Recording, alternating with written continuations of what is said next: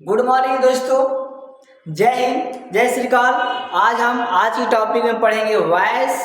Voice देखेंगे कितने प्रकार के होते हैं। वॉइस मीन्स क्या होता है? वॉइस मीन्स होता है वाच्य, और वॉइस दो प्रकार के होते हैं। पहला क्या होता है? एक्टिव वॉइस, और दूसरा होता है पैसिव वॉइस। एक्टिव वॉइस होता है कर्तावाच्य और पैसिव वॉइस होता है कर्मवाच्य। तो आइए देखते हैं।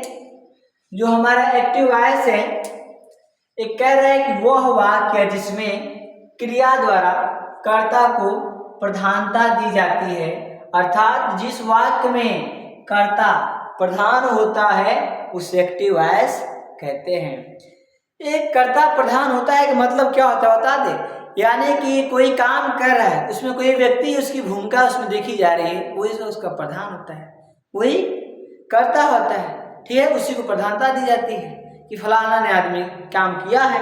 ठीक है, जैसे में एग्जाम्पल दिया है, अंकिता प्लेज हॉकी। अंकिता क्या कर रही है? हॉकी खेलती है। क्या करती है? हॉकी खेलती है। यानी ये जो काम हो रहा है खेलने या किसके द्वारा हो रहा है भैया? अंकिता खेल रही है ना। ये हमारा क्या हो गया? ये अंकिता को यहाँ प्रधानता दी जाती है। एक्टिव वॉइस में हमारा एग्जाम्पल कंप्लीट है। नीचे दिया आपका पैसिव वॉइस। पैसिव वॉइस कह रहा वह वाक्य जिसमें क्रिया द्वारा, समझ रहे, वह वाक्य या सेंटेंस क्या रहेगा जिसमें क्रिया द्वारा कर्म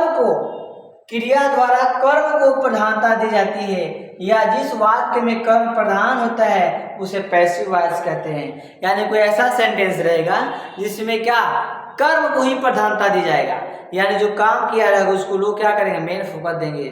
ठीक है, वही हमारा क्या हो जाएगा? क्रिया को प्रधानता दी जाती है वहां पे। ठीक है, एक क्या कह रहा है, देखते हैं हम आगे एग्जाम्पल के थ्रू। कह रहा है कि the sentence in which object is donate is called a passive voice. जो ऊपर हिंदी में आपको हम बताया, सिर्फ वही आपका डिफिनेशन इसमें भी है।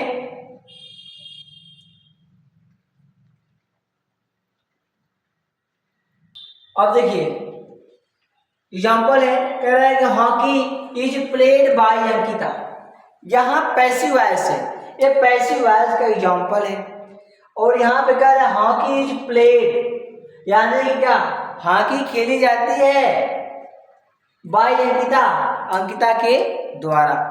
यानी यहाँ पे देखो एक कर्म जो हो रहा है किसके द्वारा है भैया? अंकिता द्वारा है। प्रधानता यहाँ पे हॉकी को दिया जा रहा है। किसको दिया जा रहा है? हॉकी को।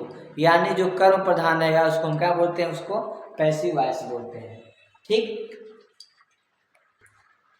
तो देखिए हमारे अलग से नियम है, कह रहा है कि एक्टिव से पैसिव बनाने का नियम। हम इसके बारे में देखेंगे कि जो एक्टिव वॉइस है उसको पैसिव वॉइस में कैसे चेंज करते हैं। ठीक, उसको रूल के हिसाब से हम देखेंगे। ठीक, तो पहला नंबर क्या है, एक्टिव वॉइस में कुल कितने टेंस होते हैं भैया? 12 टेंस होते हैं। एक्टिव वॉइस में कुल 12 टेंस होते हैं, किंतु सिर्फ 8 टेंस का ही पैसिव बनता है। कितने बनता है? 8 टेंस का बनता है। बाकी से जो 4 टेंस बच रहे हैं उसका पैसिव वॉइस नहीं बन रहा है। क्या हो रहा है? पैसिव वॉइस नहीं बन रहा है हमारा। देखिए पहला नंबर क्या इसमें कह रहा है, कह रहा है कि निम्नलिखित 4 टेंस की पैसिव नहीं बनती है, और जो नहीं बनता है जिनका पैसिव वॉइस उनका यहाँ पे लिखा गया है ना, उसको हम देखेंगे किसका किसका बनता है, किसका किसका नहीं बनता है। देखिए पहले नंबर पे आपका दिया है प्रेजेंट परफेक्ट कॉन्टिन्यूअस टेंस। क्या है? Present perfect continuous tense. यानी प्रेजेंट टेंस के 4 भाग होते हैं, उसका जो लास्ट भाग होता है चौथा नंबर पे, उसका पैसिव वॉइस नहीं बनता है। उसका हेल्पिंग वर्ब देता है क्या? हैज बीन और हैव बीन होता है। क्या तो उसका हेल्पिंग वर्ब? हैज बीन और हैव बीन। और दूसरा नंबर क्या है? Past perfect continuous tense. Tense आप पढ़े होंगे, पास्ट टेंस के 4 भाग होते हैं, और चौथे भाग जो होता है पास्ट परफेक्ट कॉन्टिन्यूअस टेंस, उसका एक्टिव से पैसिव नहीं बनता है। क्या होता है? पैसिव नहीं बनता है। और उसका क्या होता है? हेल्पिंग वर्ब हैड बीन होता है। क्या होता है? Had been. कितना समझ में आ रहा है ना? देखिए आगे कह रहा है future continuous tense. Future tense भी 4 भाग बटे होते हैं और दूसरा नंबर जो होता है आपका टेंस फ्यूचर कॉन्टिन्यूअस टेंस, इसका एक्टिव से पैसिव नहीं बनता है और इसका हेल्पिंग क्या होता है, इसका हेल्पिंग होता है विल बी और शैल बी। क्या होता है, शैल बी। चौथे नंबर पे है future perfect continuous tense. Future perfect continuous tense है और इसका हेल्पिंग है विल है बीन, शैल है बीन है। क्या है, विल है बीन और शैल है बीन। तो नंबर 2 देखेंगे हम। कह रहे हैं कि एक्टिव से पैसिव बनाते समय सब्जेक्ट को ऑब्जेक्ट तथा ऑब्जेक्ट को सब्जेक्ट बनाते हैं। यानी कि जब हम एक्टिव सेंटेंस से पैसिव में चेंज करेंगे, यानी कि एक्टिव वॉइस से पैसिव वॉइस जब चेंज करेंगे तो जो एक्टिव वॉइस का सब्जेक्ट रहेगा उसे पैसिव वॉइस का ऑब्जेक्ट बना देंगे और जो एक्टिव वॉइस का ऑब्जेक्ट रहेगा उसे पैसिव वॉइस का सब्जेक्ट बना देंगे।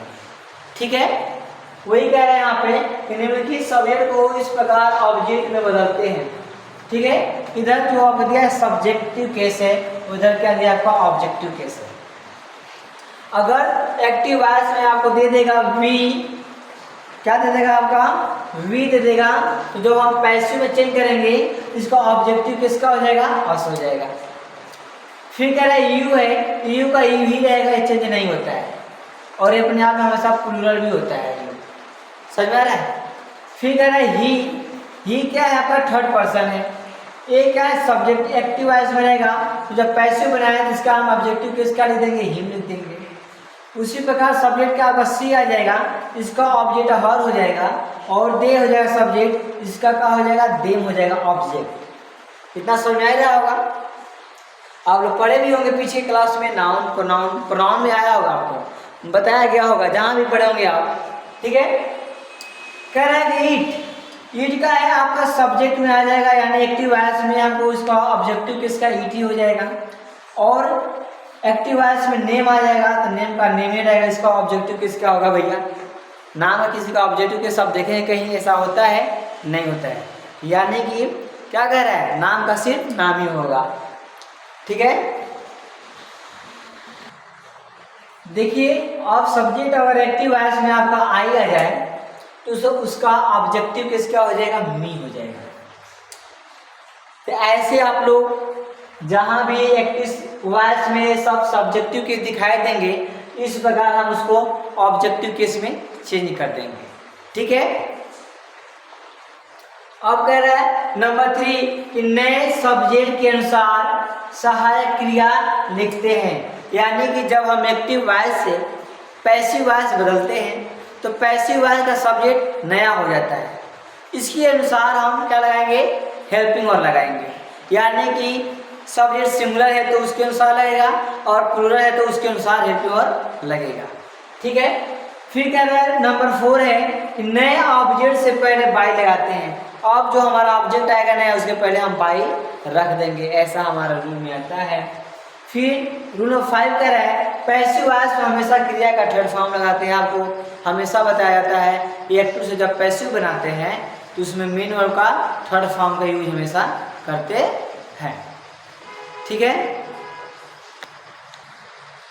अब कह रहा है कि नोट नंबर क्या है आपका 1 है। नोट नंबर 1 है, ये कह रहा है कि बिना ऑब्जेक्ट के पैसिव वॉइस नहीं बन सकता, बिना ऑब्जेक्ट के पैसिव वॉइस नहीं बन सकता।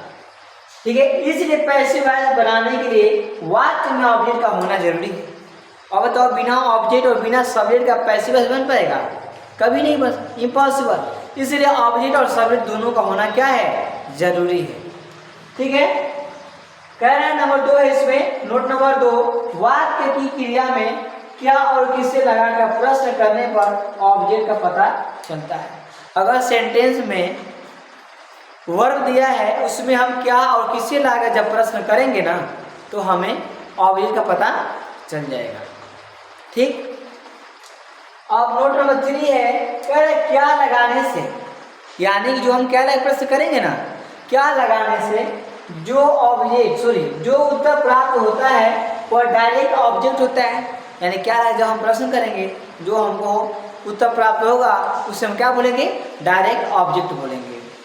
ठीक है, तथा किसी या किसको लगाने से जो उत्तर प्राप्त होता है वह इनडायरेक्ट ऑब्जेक्ट होता है। क्या है, कह रहा है कि किसको लगाने से जो उत्तर प्राप्त होता है उसे इनडायरेक्ट ऑब्जेक्ट कहते हैं। ठीक, तो आज क्लास में मैं आशा करता हूं कि आपको समझ में आया होगा। जल्द ही हम अगले क्लास लेकर लौटेंगे पूरे एग्जाम्पल के साथ, रूल और नियम के साथ। आप हमारे क्लास के साथ बने रहिए। तब तक के लिए जय हिंद।